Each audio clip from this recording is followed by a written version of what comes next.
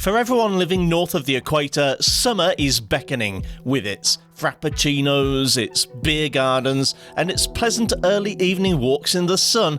You might find yourself tempted to step away from the safety of your gaming chair into the harsh light of the real world. Well, thank Gaben, the Steam summer sale's here to help you resist the lure of the beach holiday. And, in lieu of any better ideas, I'm gonna benchmark it.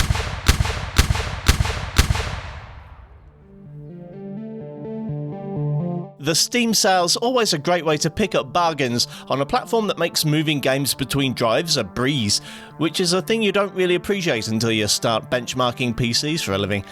So I thought I'd celebrate this year's event by benchmarking some of the best deals on my favourite games in the sale. It's in no way a cynical attempt to recoup some of the money I spent. My test trick for this totally benevolent video idea with no hidden ulterior motives whatsoever is my personal gaming/editing machine running a Ryzen 7 5700X, 32 gigs of DDR4 3600 and an RTX 3070. Halo Infinite is the somewhat controversial latest entry in the long-running FPS series, and although the multiplayer modes are free to play, the campaign isn't, so I'm glad to see it's available for half its normal selling price. In the UK, that makes it just £24.99. I have fond memories of the original Halo Combat Evolved, as it was one of the PC ports that drove me to upgrade my graphics card back in the mid-2000s, so I also snapped up the Master Chef collection for 75% off while I was at it. If you watch my channel, you know I benchmark Halo Infinite a lot, so you might be confused as to why I'm just buying it now. Well, I was using the version included in Xbox Game Pass until a random bug made the Xbox Launcher app uninstall the game. Twice. Anyway, at 1440p using the high preset, the game's frequently up above 100 FPS, especially during the less demanding indoor sections of the game. Out in the open world, things get a little tougher to run, but I had plenty of headroom still, so I pushed settings up to Ultra. This meant for an average of 82 FPS with lows of 65.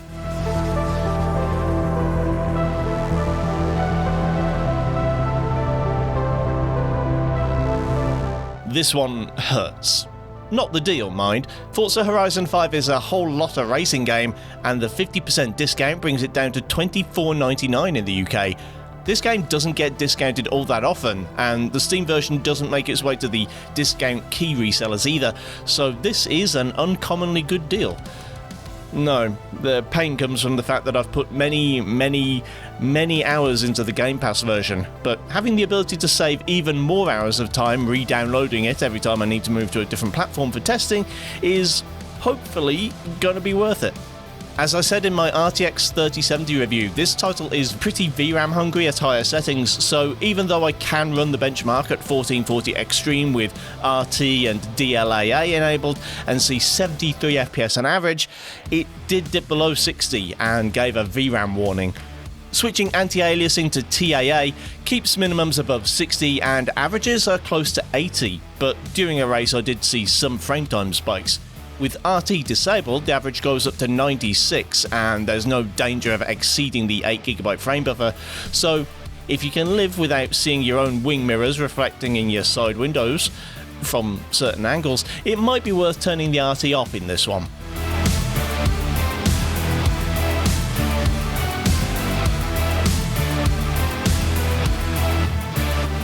Doom Eternal hasn't been on my benchmarking roster for a couple of years now, and I've started to miss playing it. I like the new Doom games in short bursts, I think. The shooting's fun, everything's smooth and entertaining, and the glory kills are incredibly satisfying, and it all reminds me very much of my early PC gaming days playing Quake. But it's not 1996 anymore, and I normally look for a little more in my gaming experiences. I liked having it on Game Pass, but I wouldn't pay for it on its own, is what I would say at full price, but at 67% off, making the standard version just £11.54 and the deluxe edition £19.13, it's an absolute steal. This game will also severely tax your VRAM if you let it. Nightmare and Ultra Nightmare both butt right up against the 8GB limit at 1440p with RT enabled, but I didn't see any frame time spikes in Ultra Nightmare like I did in Forza. Averages hit 120 with 1% lows of 95. If I were feeling cautious about the possibility of running out of memory or wanted to max out my 144Hz monitor, the Ultra preset still looks great with RT enabled and cruises at a smooth 161 FPS and doesn't drop far below 120. The follow-up to A Plague Tale: Innocence, Requiem is a return to medieval France that's about as pretty and atmospheric, and yet as grisly and visceral as this genre gets.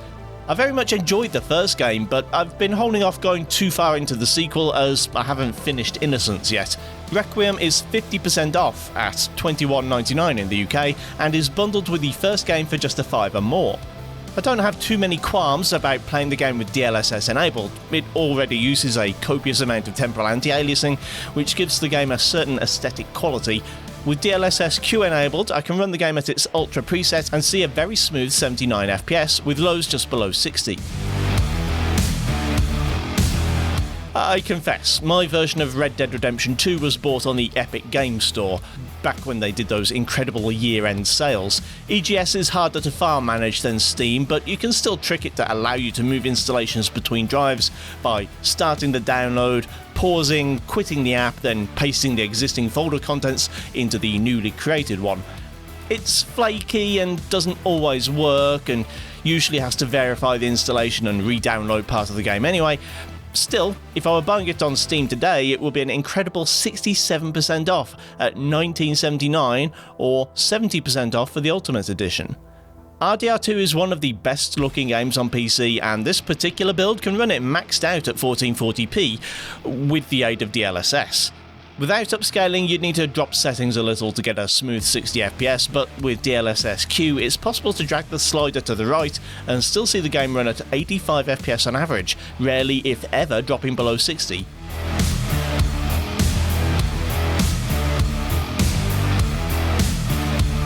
Elden Ring is the game everyone says is amazing and that I'm sure I'd love to try and get into, but I just haven't got around to it yet.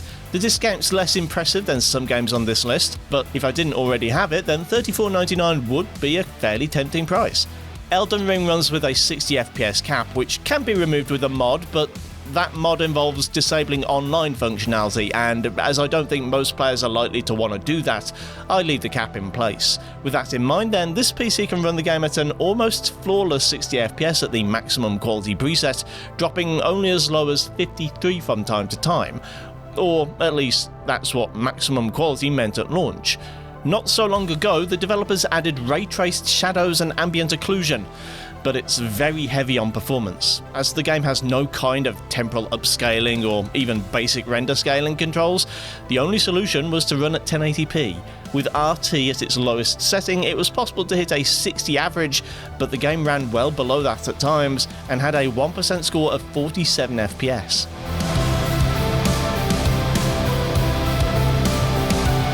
If there's one platform that does game installations as well or better than Steam, it's GOG. I literally used to run Cyberpunk 2077 from an external SSD and just double-click the executable file. I bought my copy on GOG on launch day and I was hooked pretty early on.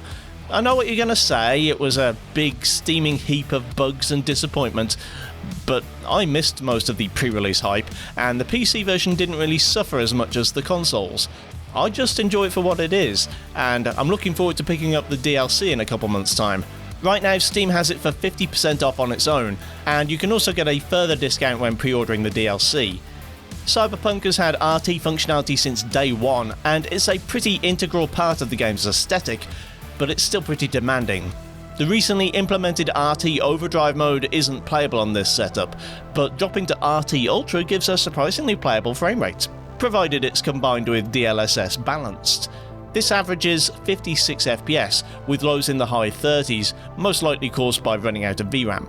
Without RT, the game can run at 1440p Ultra at a pretty similar 57 FPS, and a small amount of DLSS upscaling raises the average to 75 FPS.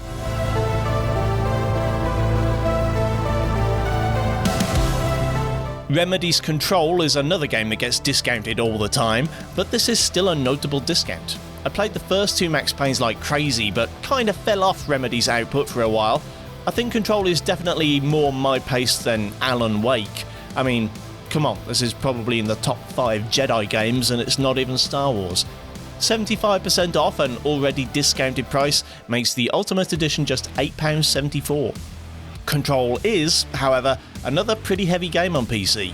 VRAM isn't a major concern this time, but RT sends frame rates plummeting.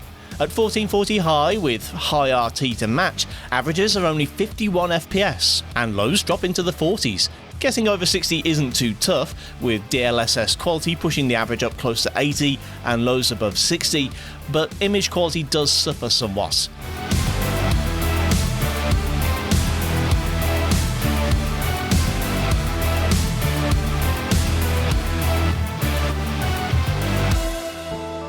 Odds are 90% of you probably already own at least one copy of The Witcher 3, but if you somehow don't own it on PC and were itching to try it out with the new updated visuals, this is as good a time as any to pick it up.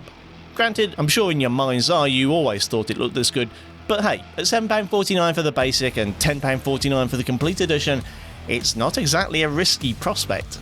What is risky is using the RT Ultra preset. This PC could quite happily trot along at 90 FPS at 1440 Ultra without ray tracing, but turning that particular feature on can drop frames by over 2/3. With DLSS balanced, the game is moderately playable at 47 FPS, with lows a little above 30, but unfortunately I think I'd need something a good deal more powerful in the PCIe slot to get this game running and looking as good as possible.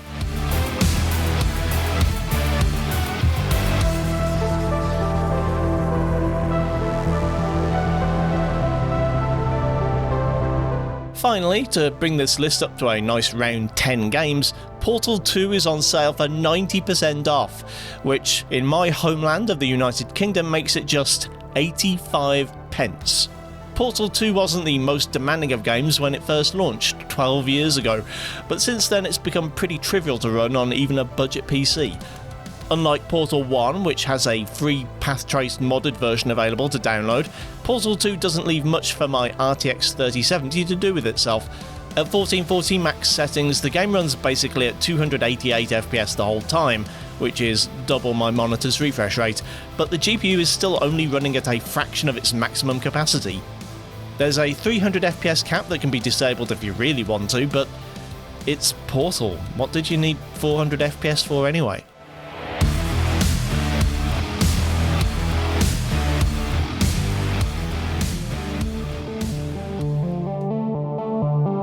Anyway, there's 10 classic games that I would suggest you pick up if you're looking to throw some money Uncle Gaben's way this summer. If you want to throw some money my way, there's a super thanks button below or a link to my Patreon on screen. Now, unfortunately you don't get any games for that, just my gratitude. Thanks for watching, kindly do the usual YouTube things if you feel so inclined, and I'll see you next time.